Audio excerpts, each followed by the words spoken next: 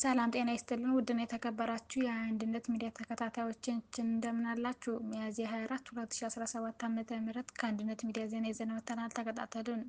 አውደ ውጊያ የአማራ ፋኖ በጎጃም ጃዊ መተከል አራተኛ ክፍለ ጦር የአብይን ወንበር ወይም ስልጣን አስጠባቂ ሽፍታ ሰራዊት ስቦ በመምታት ታሪክ መስራት ተችሏል።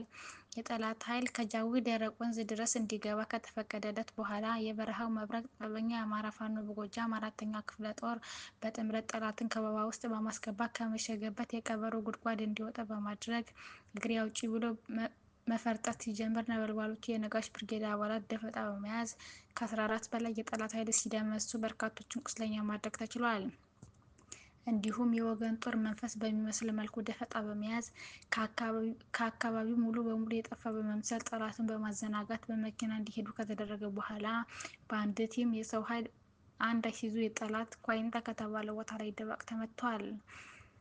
በተመሳሳይ ቀኝ ወፍታዊ ንጉሴ የክፍለ ጦር ቀስተ ደመና ብርጌድ በትናንትናው ዕለት ደብረ ኤልያስ ከተማ በመግባት ጠላትን የቀጡ ቅጣት ሲቀጡ ውለዋል። በዚህ ውጊያም ጠላትን መደምሰስና ማቁሰል ተችሏል። ጠላት ድንገት በተደረገበት ተኩስ ያላሰበው ኪሳራ ስለደረሰበት ሬሳ ሲጎትት አምሽቷል።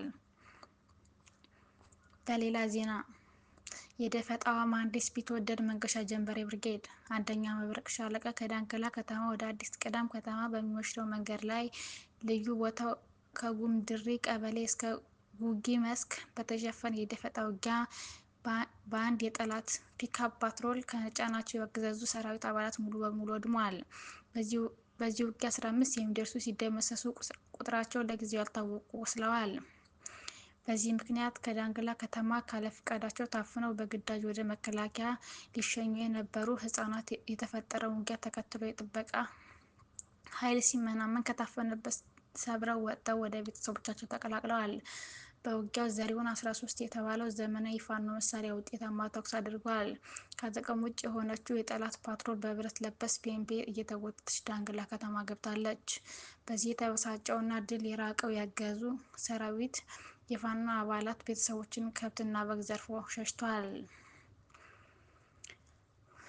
በሌላ ዜና የምድር ድሮን በመባል የሚታወቀው የሻለቃ ንሙት ያዛቸው ብርጌድ ሻለቃ 2 መብረቁ ሻለቃ በዛሬው ዕለት ማለትም በቀን 24 2017 ዓ.ም በይልማና ዴንሳ ወረዳ እና በአዴት ከተማ አስተዳደር ትብብር የዞንና የክልል አመራሮች በአዴት ከተማ ላይ ስብሰባ በማድረግ በስብሰባ አዳራሽ በመግባት በጀመሩት ሰዓት ከጠዋቱ 2 ሰዓት እስከ ረፋዱ 4 ሰዓት የጀግናው ሻለቃ ንሙት ልጆች አዴት ዙሪያዋን በመክበብ በዘሪሁን 13 የፈጠራ ውጤት እና በዲሽቃ አመራርን ያነጣጠረ ጥቃት መሀል ከተማ የመሰብሰቢያ አዳራሽ እና የአስተዳደር ህንፃ በመደብደብ ከፍተኛ ጉዳት ማድረስ ተችሏል።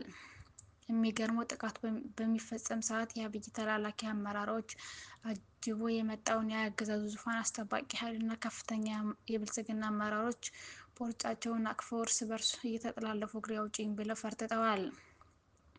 ቀኑ የመሸበትና የከሸፈው የብልጽግና ውሎ በነዋል። አሁንም በአማራ ህዝብ ደም የሚቀልድና ህዝባችን የመከራ ዘመን የሚያራዝም ኃይል የማያዳግም እርምጃ እንወስዳለን ሲሉ ተናግረዋል። በሌላ የግንባር ዜና ዘመቻ አንድነት በወሎ ቤተ አማራ ግንባር ተጠናክሮ በቀጠለው ዘመቻ አንድነት አሳምነው ክፍለ ጦር ታላቅ ጀብዱ በመፈጸም ድል ተጎናጸፉ። የአማራ ፋኖ በወሎ ቤተ አማራ ምስራቅ አማራ ኮር አንድ አሳምነው ክፍለ ጦር ሁለተኛ ሻለቃ ትናንት ሚያዝያ 23 2017 ዓ.ም ጉባ ላፍቶ ወረዳ ሀራ ከተማ አካባቢ ልዩ ስሙ ላስቴ ቢቲሞ በር ረሽን አጅበው ይንቀሳቀሱ የነበሩ ሆዳደር ሚኒሻዎች ላይ በፈጸሙት የደፈጣ ጥቃት 11 በመደምሰስና ቀሪውን በማቁሰል ታላቅ ድል ተጎናጽፈዋል። ጠላት ይሄንን የበጋ ወራት በምድርም በሰማይም ብለን ፋኖን ማዳከም አለብን፣ ካልሆነ ግን ወደ ውጊያውን ክረምት ከወሰዱት ይደመስሱናል በሚል ገምግሞ እውር ድንብሩን በመሄድ ለብ ብሎ ሰልጥኖ የመጣ በርካታ ሰራዊትን በደፈጣ እያስጨረሰው ይገኛል። ለዚህም ጥይት ብቻ ሳይሆን ገደል ገብቶ እያለቀ እንደሆነ የሰሞኑ የወልዲያ ዙሪያ ውጊያ ይመሰክራል።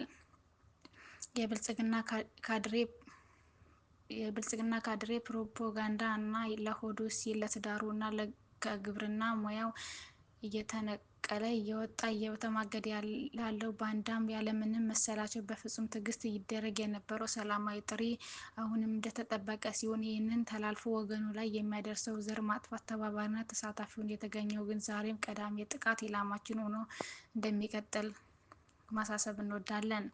መዳረሻውና ድልና ነጻነት የሆነ የአማራ ሕዝብ የህልውና ተጋድሎ በዘመቻ አንድነት ተጠናክሮ ይቀጥላል። በሌላ የዛሬ ውጊያ ውሎ የአማራ ፋኖ በሸዋ በአፄ ይኩኖ አምላክ ስር የምትገኘው ብሩክ ደምሴ ብርጌድ በዛሬው ዕለት ከግሼ ራቤል ወጣቶችን አፍሶ በግዳጅ ወደ ስልጠና ለመውሰድ ከግሼ ራቤል ተነስቶ ወደ ወረኢሉ ለመሻገር አስቦ ወጣቶችን በቅጥቅጥ ጭኖ በዲሽቃና በብሬን አጅቦ ዋየት ጀረት ላይ ሲደርስ እምቢ አልገዛም ሻለቃ በዘመቻ መሪው ኮማንዶ ታደሰ ተስፋዬ እየተመራች ተወርውራ በመድረስ የአገዛዙ ዙፋን አስጠባቂ ነኝ የሚለው ጥምር ጦር ላይ ድንገተኛ ጥቃት በመሰንዘር ወጣቶችን ያለምንም በሙሉ አስለቅቃለች። በዚሁም ወቅት ጥምር ጦር የተባለው እግሬ አውጪኝ ብሎ ሲፈረጥጥ ማየት ተችሏል። አድማጮቻችን ለዛሬ የነበረን ዜና ይሄንን ይመስላል። በቀጣይ እስከምንገናኝ መልካም ጊዜ ይሆንላችሁ።